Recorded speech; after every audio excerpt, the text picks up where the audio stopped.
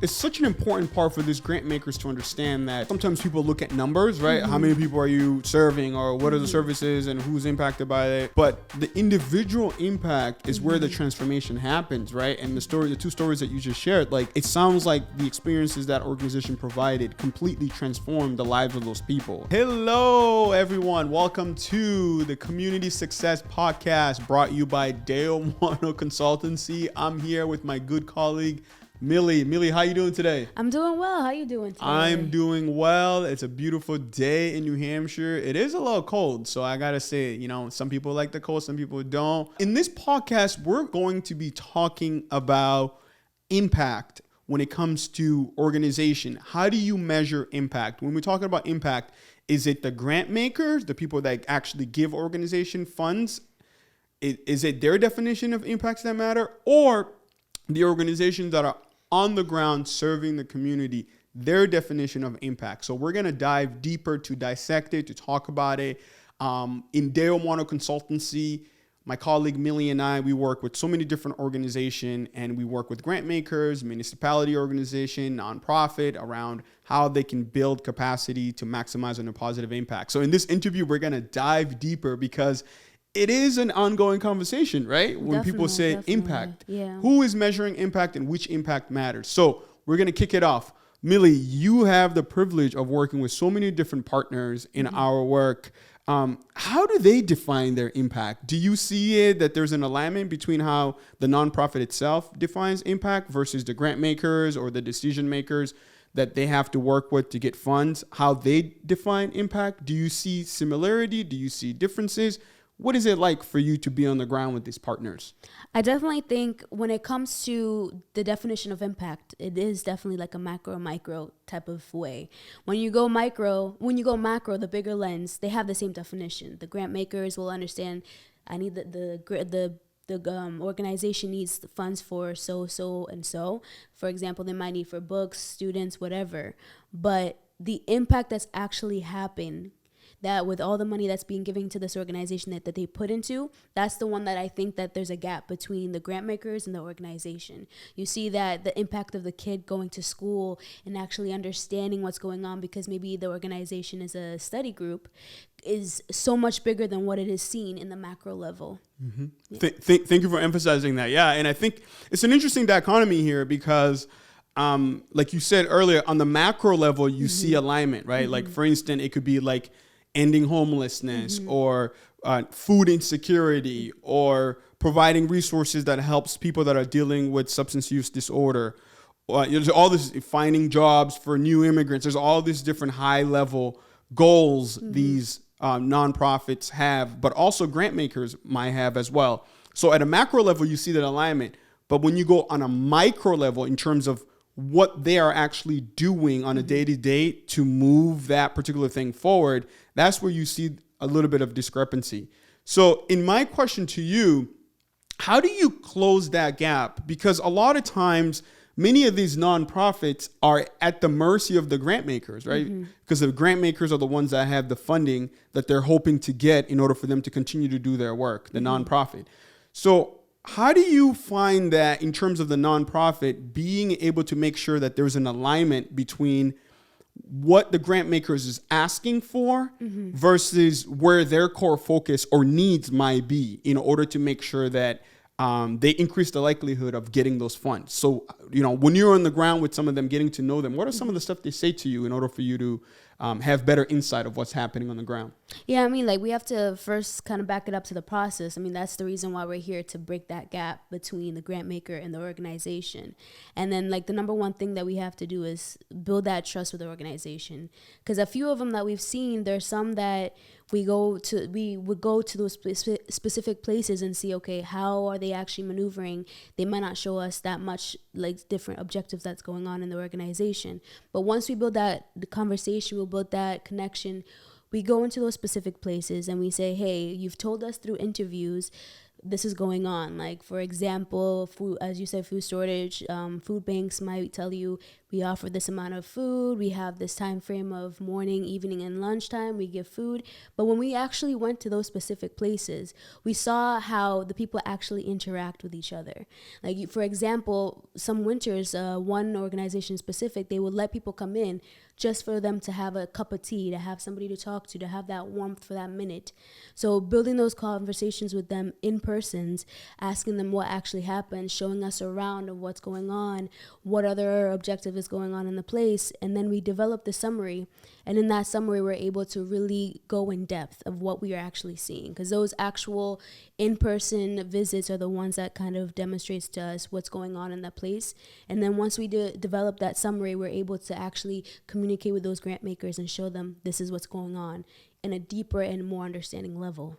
Thank you for sharing that. So what I'm hearing is when Mwano Consultancy is playing this bridge between the nonprofit and the grant maker, the thing that you find most impactful is actually having the opportunity to go on the ground to see what the nonprofit is doing. And what you're saying is during the information gathering phase, the nonprofit might not expand on the impact that they make with the ins and out of the work that they do. They might give you like a high level overview. Oh, this is what we do, da da da da da. But what you're saying is when you actually go on the ground, you're able to see so much more than what they provide, you know, at a high level in terms of what they do. And you also mentioned something that's really important. You said trust, right? Because Mwano Consultancy, we're the bridge, right? So we're not the grant maker itself that's going to give the money to the nonprofit. We're the people that are coming in order to close the gap. So we get to know what the ground folks are doing, the nonprofit are doing on the ground level. We're also trying to figure out how the nonprofit grant maker could fulfill their overall macro goal, right? If it's ending food insecurity, homelessness, whatever the goal is. So we come alongside, but we need to be able to build that trust in the relationship with the nonprofit in order for them to trust and believe in the possibility that the work that we're doing will bring positive changes, right? Correct. Yeah. So we come alongside by building relationships. And if you can tell me, like, what does that look like? Like, what are certain things that we do that's critical in that earlier phase as we're building relationship with these nonprofits in order for them to let us in? Can you let me know kind of what the secret is, like what certain things that we do? Well, I mean, the biggest secret is just being personable. It's having those conversations and paying full attention to them. I think at times you have to just encourage patience in those conversations, meaning when you are just talking to them, you ask them, first of all, how's your day? Who are you? What's going on? Before you go into the specific thing that you're talking about.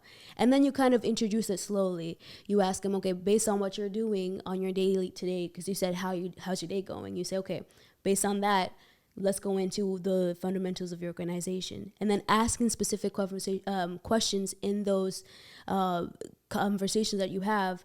For example, maybe you're speaking to an organization that deals with students. If they tell you, hey, our students come in at 2:00 in the afternoon and so forth, you ask them, okay, simple questions that are personable, meaning what activities is happening. Then you give topics that relate to them, meaning if they say a kid plays soccer, like, hey, I played soccer before too, how can you relate to those different activities that's going on in those organizations? Then once you develop that common ground of relatability with them, that's when you're able to kind of, okay, somebody sees, I know we have a same common thing, so now I can feel comfortable to tell you more, and then so forth and so forth. Thank you for sharing that. So it seems like being able to come through in a relevant way in order to build relatable relationship is important, but you give examples like coming alongside the type of words you say, your interaction. And a lot of times people actually take that for granted. And I find this often where other consulting groups might come in, they care much more on the objective, right? The bigger goal that they've been brought in, either the grant maker has hired them to do the work. So they're coming in to say, hey, we're the expert. We're going to come in, we're going to do an assessment. And the assessment process might not be personable, right? Because they might not, really be authentic in how they build relationship with the organization. And it's a miss or a hit, right? A lot of times organizations that are on the receiving end of those experiences, sometimes, they might have limited funds. They might not be as profitable as other organizations. So a consultant group might come in, even though they don't mean to, they might be a little pompous, right? They might be a little cocky in a way in the process in which they take to get the information.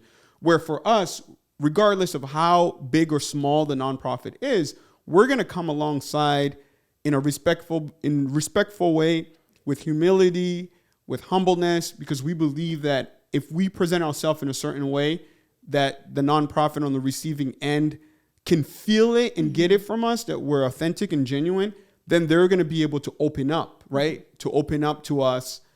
Through them opening up, sometimes that's when we were able to uncover the sweet spots, right? Like you're able to see, oh, wow, they do this. Oh, this is what they're doing. And sometimes those anecdotal things or those insight actually becomes critical in our assessment, that we get to bring it back to the grant makers to say, hey, did you know that this organization is doing this? Do you know that this is their approach? Do you know that this is a pain point? Do you know, right? Yeah. And some of that stuff is actually what's critical, because a lot of times you might not see that or experience it if they don't trust you, if they don't feel like you're genuine, right? They're going to let 100%. You in no matter what, because you're representing a project that a grant maker that they're trying to build stronger relationship with, or they're seeking to get the resources they have. So they're going to let you in no matter what. Yeah.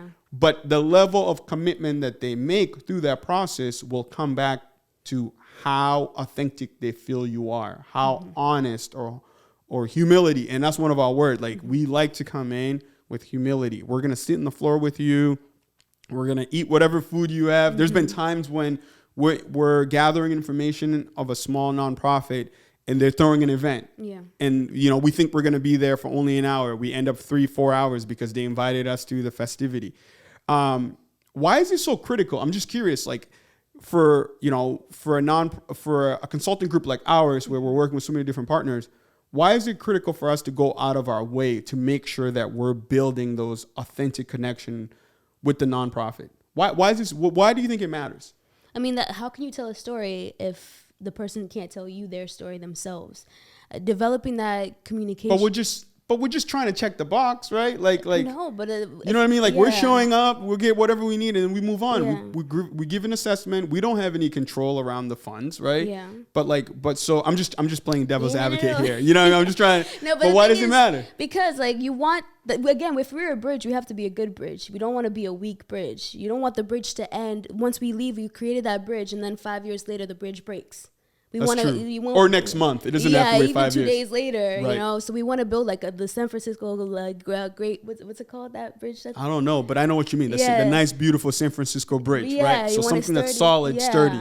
So in order to do that, you have to build that. You have to be humility and develop that connection with both the grant makers and the organization.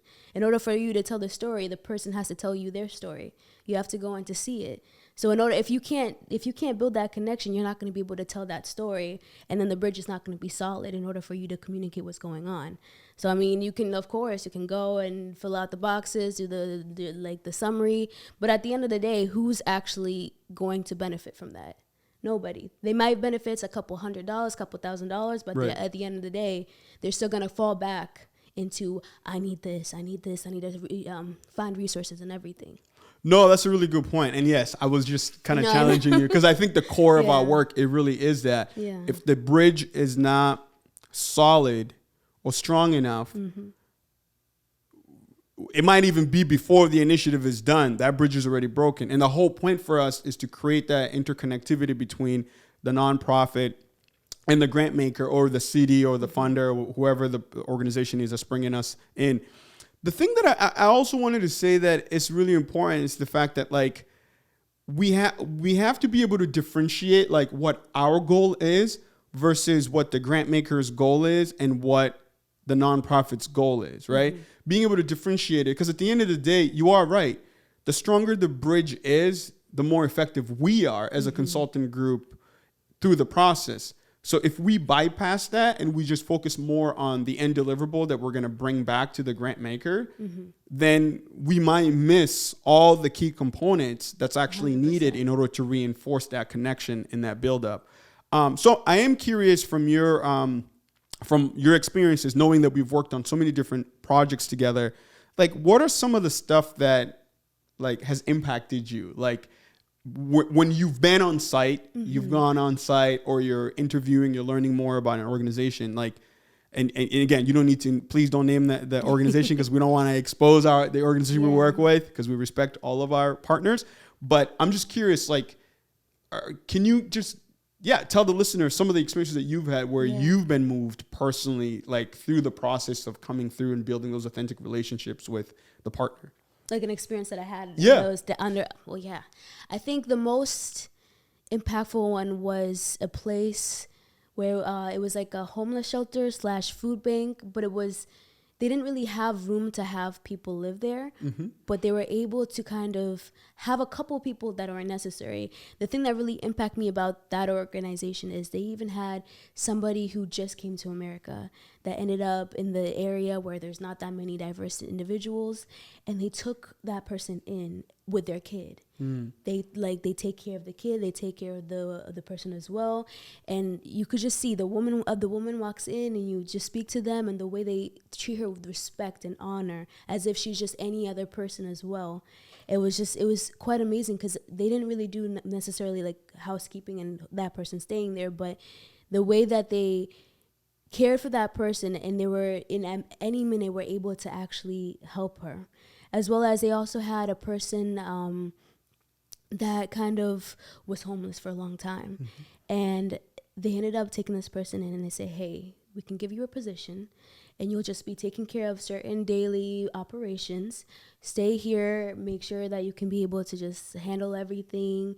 Not only did they give that person an opportunity to want to stay alive and keep going, but they also gave them an opportunity to build themselves up to the point where they ended up even going into contests in the city contest, and they ended up even getting their own apartment, and they were able to rise up, and then also even have another person take their place in that place.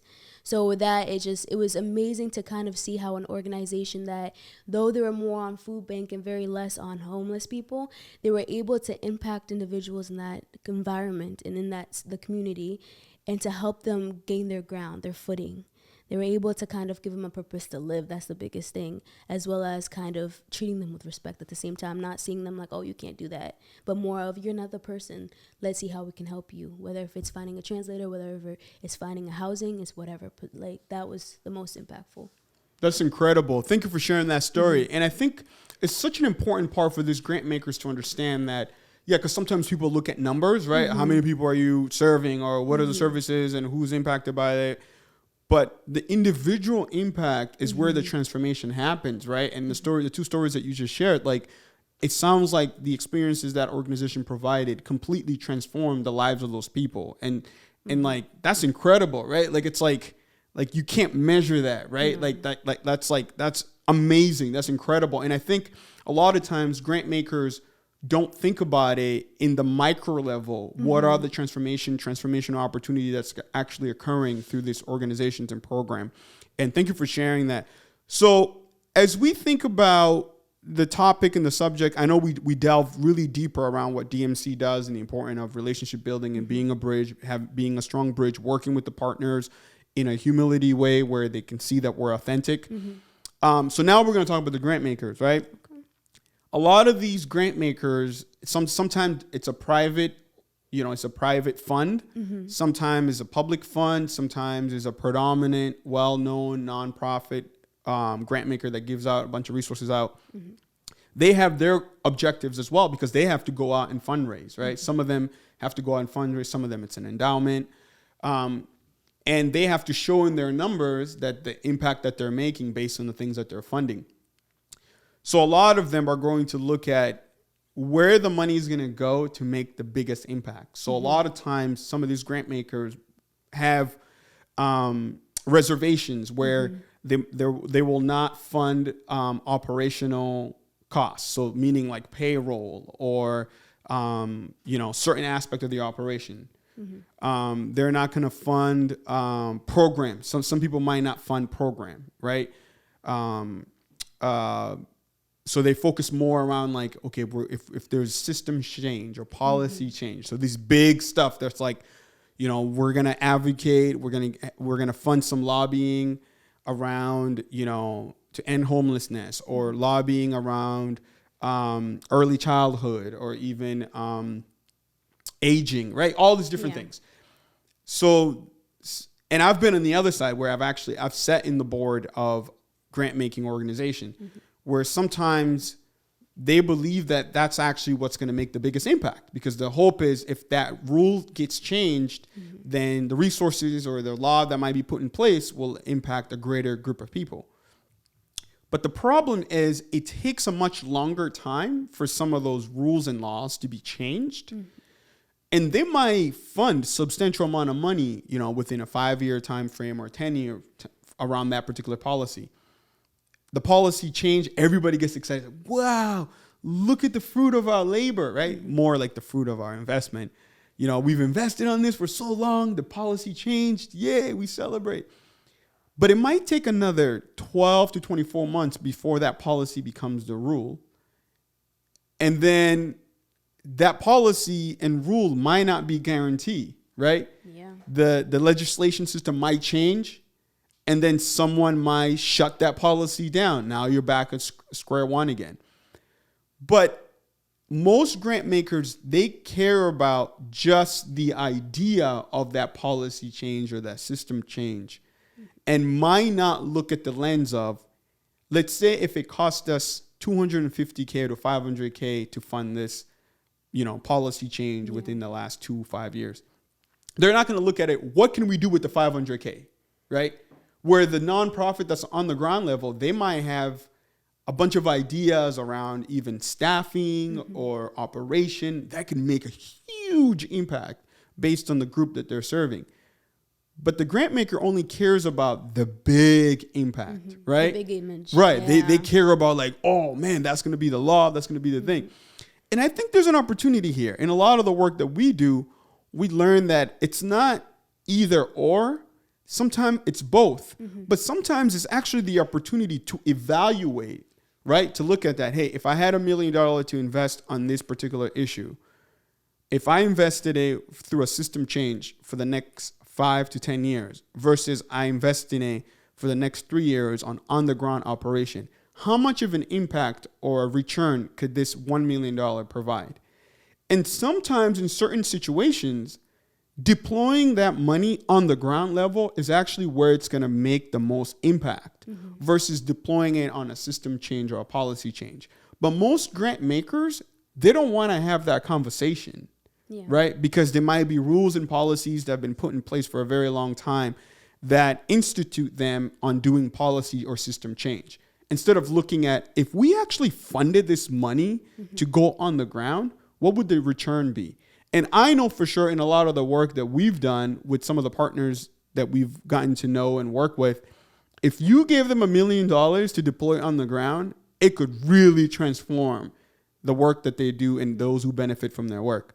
So I guess my question to you is, does it matter to focus more on macro change through a policy change or a system change through legislation?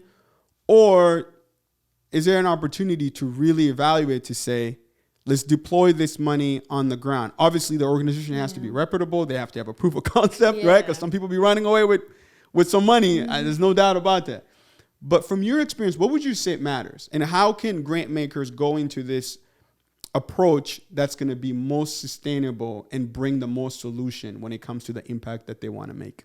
Well, first, I see the importance of both, because legislative, even though there's a possibility for it to change at any point, but building that foundation where rules can follow through and solidify that those changes can happen in 12 a year and still be there for 10 years is important. But on the ground is definitely one of the biggest impact that you'll see, immediate as well as that will last probably a lifetime in those people's eyes, like the people who you're affecting eyes.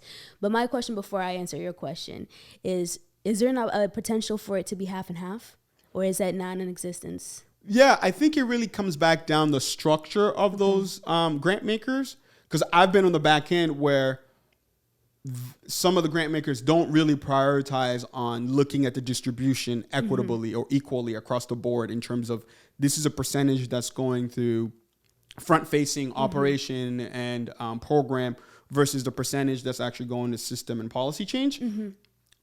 What I've seen at times, sometimes it's much small. The fund is usually much smaller on the program and operational side than it is on system change and policy change. So I do think that they should do both, and the allocation of resource should be evenly or equitably distributed versus focusing on one or another. Unfortunately, that's not the case. Okay. Well, I mean, based on that, I definitely think, in my opinion, is the impact on the ground is the most important. Because again, you said if legislative can change within a couple of months to even a few years, the impact on the ground, it makes the most sense because you're actually doing the work. You're actually committing to what you are setting your goals to and what you are trying to affect. And you're also kind of putting that work into effect immediately.